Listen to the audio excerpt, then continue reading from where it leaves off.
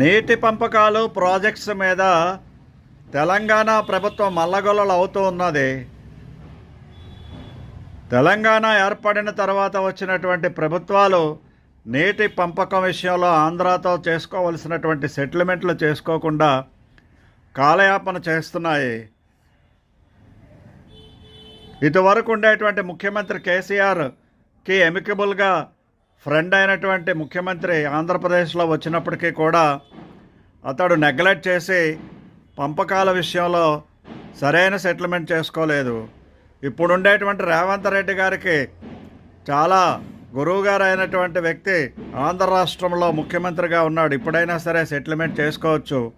చేసుకోకుండా రాజకీయ నాయకులు మరి ఏ ఉద్దేశంతో ఇటువంటి వ్యవహారాలు చేస్తారో కానీ సమస్య పరిష్కారం అయిపోతే వాళ్ళకి సమస్యలు ఉండవనుకుంటారో ఏంటో అవి పరిష్కరించకుండా చూసుకుంటారు.